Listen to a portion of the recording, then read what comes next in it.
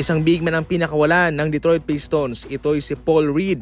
Kanilang ini-wave ito mga idol. Ang rason kung bakit ini-wave ng Pistons itong si Paul Reed ay dahil kinakailangan nila ng financial flexibility sa kanilang roster. Magbubukas sila ng posisyon para sa trade deadline. Disinting manlalaro itong si Paul Reed nang galing siya sa Philadelphia noong nakarang season. Siya ay nag-a-average ng 7.3 points per game, 6 rebounds per game, at 0.8 steals per game. Mayroon din siyang 1 block per game sa loob ng 82 games. So dyan pa lang ay mayroon kang isang big man na healthy at maaasahan mo sa rebounding. Nagsisilbi siyang third option para sa center rotation ng Detroit Pistons kay Jalen Duren at kay Isaiah Stewart. As of now, nangunguna ang Sixers na pabilikin siya sa kanilang kupunan, especially sa ngayon na nangangailangan ng tulong ang kanilang center na si Joel Embiid.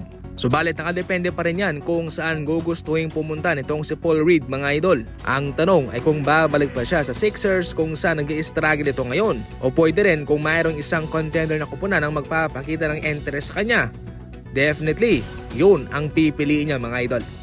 Samantala, walang ideya si Coach JJ Redick mga idol kung kailan ang balik ni LeBron James.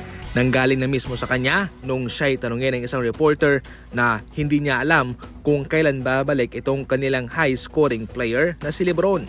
Subalit sa kanilang Lakers status report versus Memphis Grizzlies, itong si LeBron ay nakalista sa left foot injury management. Ito'y mayroong kinalaman pa rin sa sakit na kanyang dinaramdam sa kanyang paa. Maliban kay LeBron, si Anthony Davis mayroong left plantar fasciitis. Nakalista siya as probable. Yung iba dyan, si Jackson Hayes, right ankle sprain. Si Jalen Hood-Schifino, left hamstring strain. Vanderbilt out, right foot surgery recovery. At si Christian Wood, left knee surgery out. Sa ating huling balita, naisa nang isama ng Golden State Warriors si Cameron Johnson ng Brooklyn Nets kay Dennis Schroeder papunta sa kanila.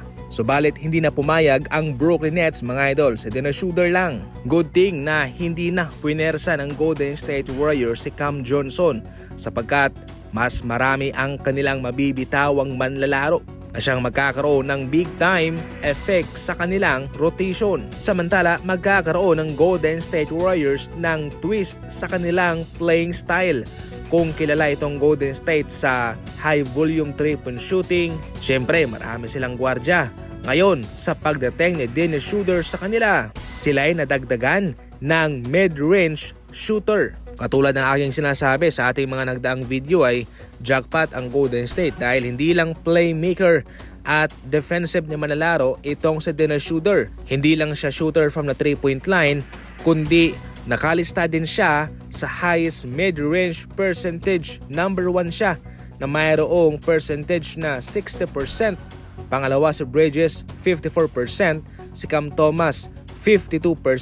Si Williams ng OKC, 52%. At si Devin Booker ng Suns, 51%. Ang maganda lang sa pagkuha ng Golden State kay Dennis Schroeder ay hindi lang sila magsisettle from the 3-point line.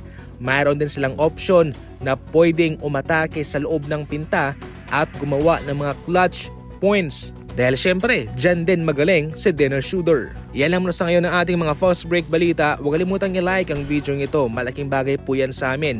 Much appreciated po yan. I-follow na rin yung ating Facebook page at mag-subscribe sa ating YouTube channel. And as always, maraming salamat po sa panunood.